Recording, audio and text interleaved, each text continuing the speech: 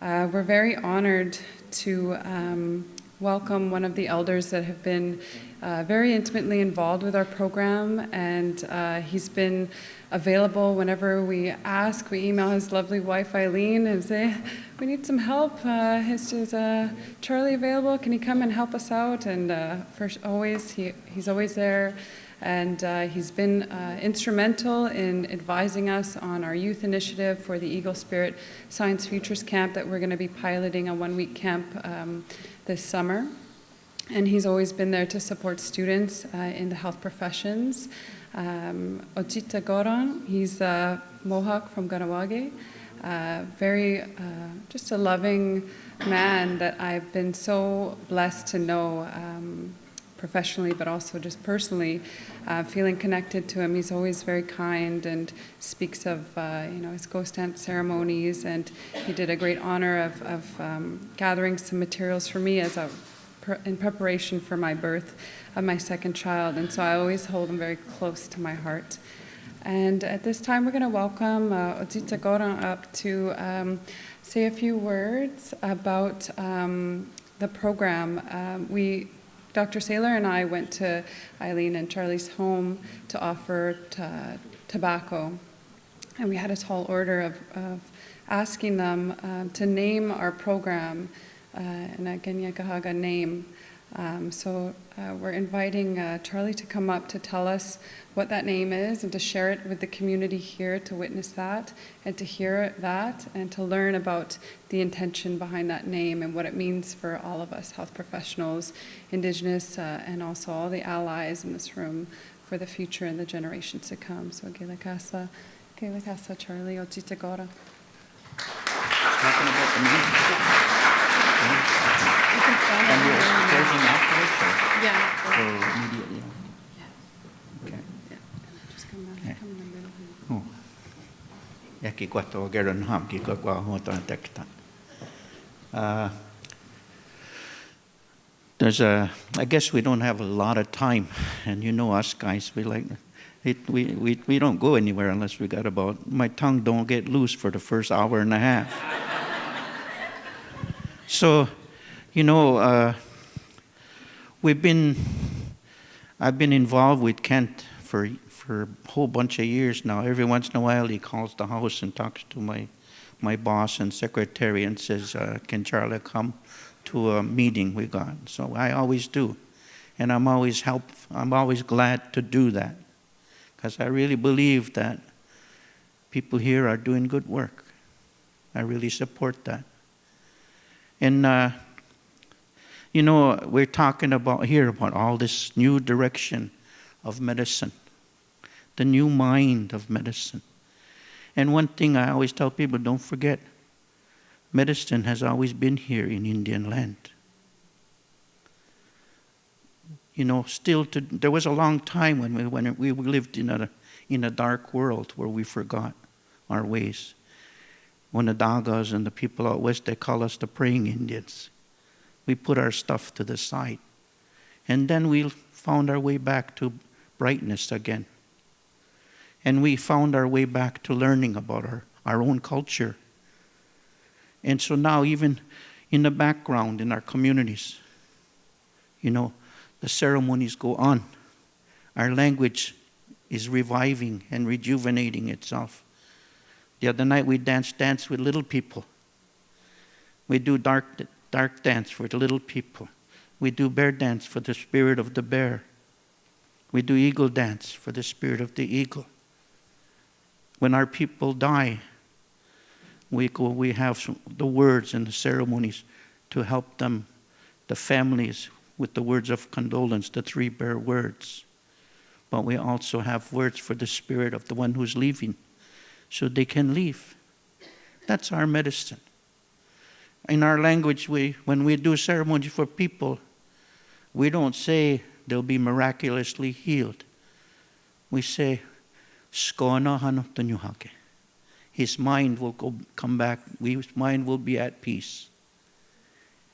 The healing is in the hands of the medicine. And ultimately, the healing is in the hands of the Creator.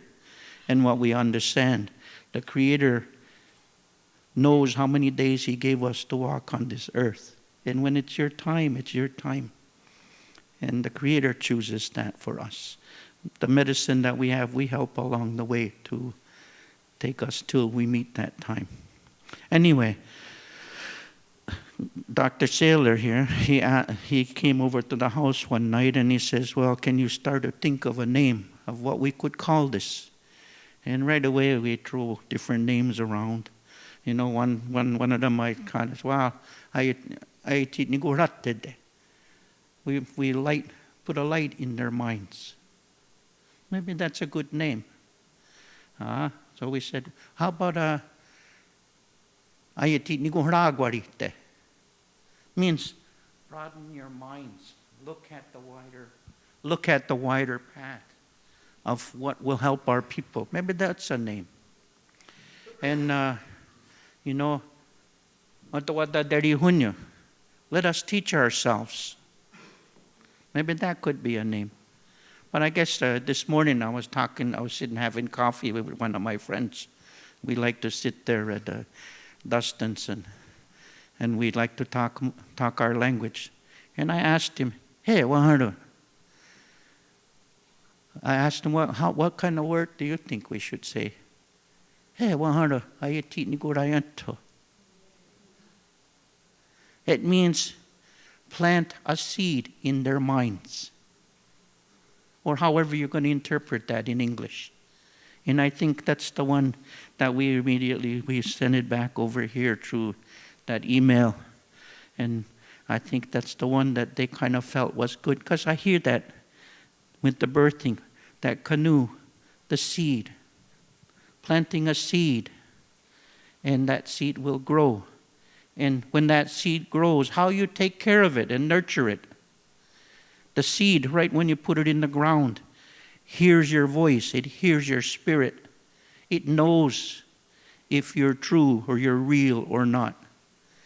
And if you're not real, the seed may not grow for you. But I believe that if we plant this seed of a vision, and we all believe in it, this seed is going to blossom.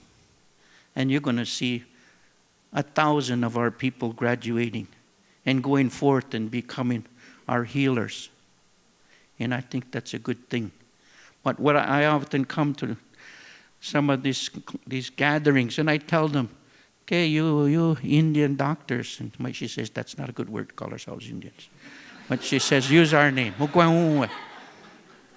She says, why do we have to be those ones Columbus called us? But you know what? I said, you doctors, you're going out into the world, into our lands. And you're going to go there and you're going to bring your medicine to our lands and our people. Just remember, don't push their culture aside and think you're going to push the medicine of a machine on them. Don't forget their spirit. Don't forget what the Creator made them to be. We're people of the flint. We're people of this land. I heard Tommy Porter, he told us maybe 40 years ago, I heard him say that. When my sons were born, or her sons were born, and I was just a helper. When their belly buttons fell off, he said his grandmother always said, put that belly button in the ground next to your house. Your children will never leave where their belly button is buried. That means they never forget their roots, who they are, and what their responsibility is. That's our medicine. And that's one thing we should never forget. And I believe that we can live within these both worlds. But we have strength amongst our people. All of our people. You know, the Creator gave our people here teachings. He gave our cousins from the north teachings. He gave us all strengths, and we're all special. He gave our white brothers special teachings too. But we should always remember who we are first. That's what keeps us alive, right? And I think that's what's important. I tell people, always go into a land, respect the way of the people. If that old, beautiful old lady said, I don't want to live here and die in some lonely place, respect her wishes. And when she passes and she's laying there, make sure you have somebody come to her, use beautiful words for her. Explain to her what happened, that now she has crossed over to the spirit world. Explain to her now what's going to happen on her journey, so her spirit walk will be a one of peace, and she'll be at peace. That's our medicine. So I think the word that we kind of chose was ayatit nigurayanto. Plant the seeds in their mind. So I'm going to stop with that. And now they asked me to close, right? Or we close after. Okay, yeah, you can. Could you stand over here, please? I don't like to boss our elders around. But we have a very special honor that we'd like to share with you. And we're very blessed to know you and your wife. And at this time, we'd like to, with the directors of our program, Dick and Kent, they're going to take this star blanket and they're going to show it to the community here. Can we bring somebody up and wrap her in that? Yes, yes, we can. Can we get, yeah. Wrap her in that, because she's the brains of this outfit. Very beautiful. Please come up on this side here. Yeah. So at this time, I'm really honored and I'm grateful to have Eileen join us and to receive this blanket for herself and for Charlie and for your children and your family. And this is a very high honor for that we'd like to share and express our gratitude for you, for your lives, as it represents that you're standing and wrapped lovingly between the heaven and the earth. So, anyway. Other way, turn it around. That's okay. Okay.